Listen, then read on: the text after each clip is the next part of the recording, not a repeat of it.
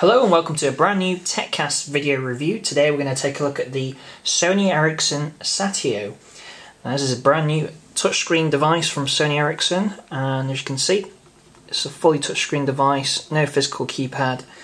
We've got a 3.5-inch widescreen 16:9 display here, and it's capable of 16 million colours and has a resolution of 360 by 640. Really nice crisp display. It's a 3G handset, quad band. We've also got Wi-Fi, Bluetooth and assisted GPS built in. On the back we've got a 12 megapixel camera, which is quite impressive for a phone, and the highest kind of pixel count I've ever seen on a mobile device of this sort. So really impressive stuff there. We'll take a look at that in a moment. We've got a micro SD card slot on the side. This one's shipped with an 8GB card, but that may vary depending on where you buy this handset. Got a physical lock key here, and we've also got the trademark Sony Ericsson charging and data connector port on the side there. We've also got some camera keys, volume keys, shortcuts for the camera functionality there. Not so much on the bottom. We've got a power key at the top there. So it's a fairly lightweight device, 126 grams. It's a little bit chunky with the camera on the back here. It also does mean that it doesn't quite sit flat on a surface if you're using the keyboard, which we'll demonstrate in a bit. Okay, so let's just take a quick look at the home screen functionality here. So we've got a physical unlock key here, which is a little bit unusual to have a dedicated key for unlocking the handset. There you go. So this is the home screen, the main menu, if you will, and it is touch enabled, so you can spin through the 5 different menu settings here. This is a contacts shortcut screen. You add your own contacts, frequently called numbers. This is your bookmarks, favourite bookmarks, browser bookmarks. You can add those on. And then you've got the main menu, which gives you obviously information such as missed calls, messages, emails, that kind of thing, as well as shortcut keys on the bottom here for calling. Got search, got messaging, and we've got the media key, which we'll take a look in a second. If we scroll to the right, you'll get access to the picture album, and you can kind of flick through your most recently added pictures. And it is very smooth for actually navigating through. You can just scroll through it. It's not multi-touch or anything like that. It's just a really quick and easy method for scrolling through pictures very simply, very quickly and very smoothly. And it's a nice little effect, nice little addition to the main menu. And the final screen is, again, shortcut keys. These kind of settings, access to things like Google Maps, Wi-Fi, Bluetooth, messages, radio, notes. So those are some of the things that you can do with that. And you can just scroll through, or you can just tap the keys at the top there. So really nice home screen. It is very smooth and it works well. Okay, so we're now going to take a quick look at the Sony Ericsson Satio's messaging functionality. There's a few unique functionalities that's included with this handset and the software that comes with it. Now, first piece is the little stylus that comes with it, which I've not seen in a long time for a mobile device. So it lets you use handwriting recognition to draw on the screen effectively. Whoops, accelerometer. And uses some gestures, but it's fairly accurate, and there is a training application which can be used to improve the recognition of handwriting. So you just draw on the screen and it recognises it. That's not done too well there. Now, so that's one of the ways that you can actually type, if you will, onto the device. We also have a full screen QWERTY keyboard, which is landscape.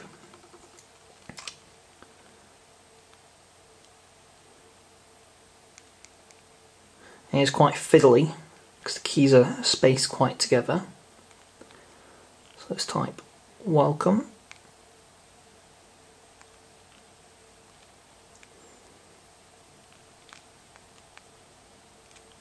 And there's no actual correction facilities or recognition if you typed the wrong key.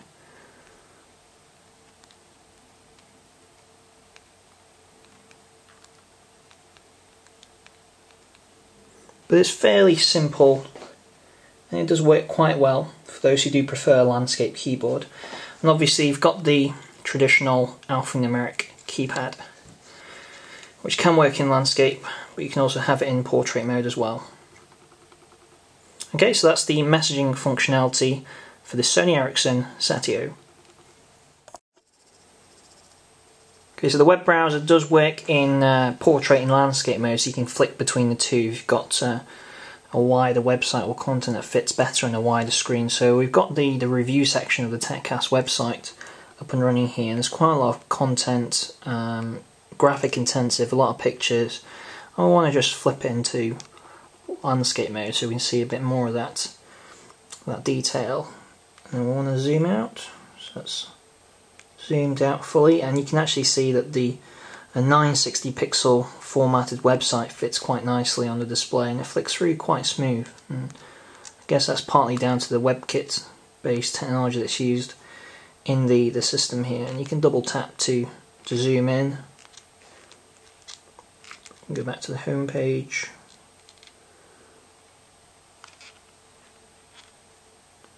And we can flick that back into portrait mode.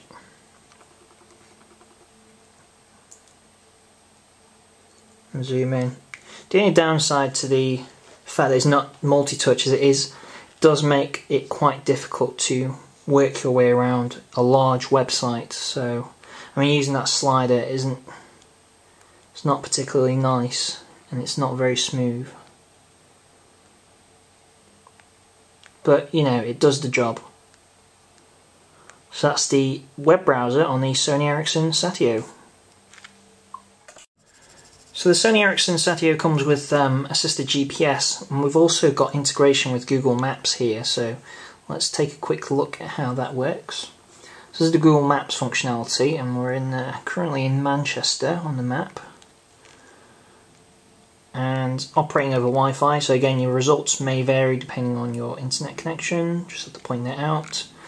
And you can obviously use the GPS functionality, the GPS chip, to find where you are, to find nearby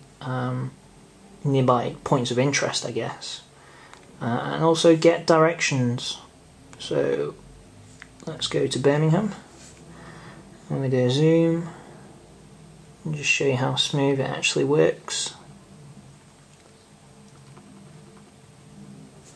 Again, it's not multi-touch, but you can pan around quite easily using a touchscreen interface. And you can get directions by setting your start and end point, and obviously the GPS will carry on tracking where you are. Traffic results, satellite views, the usual kind of Google Maps functionality that you're used to seeing on your web browser, on your desktop web browser, or on other devices, is included in this, and it works surprisingly well. You know, the hardware that's inside the phone is able to render the contents of the display quite smoothly. There's no slowdown or lag or anything like that. It just works really well. So that's the mapping functionality on the Sony Ericsson Satio. So the final part to this video tour of the Satio is we're going to take a look at the media functionality and the media streaming facilities that are made available. So from the home screen, I can jump straight into the music, for example, and I can play back music tracks. It'll display album art. And it'll play back through the speakerphone. And obviously, if you flick it into portrait, it'll just reformat the display, give you track information. If I just head back and back again, you can see track listings on here. And this particular model came with an 8GB micro SD card, so depending on where you're buying this from, you may or may not get that included in the box. But obviously micro SD cards are very cheap these days, so you can easily add gigabytes of storage for your media very easily. So this is the music side of things. We jump straight back to the home screen. there is an access shortcut key for the media software, which is actually quite nice to work with. We've got some photos preloaded onto the handset, and again that slides across and transitions quite smoothly. There's a bit of buffering and caching going on there, but on the whole it's pretty smooth and very simple to just flick through your pictures. Let's go back.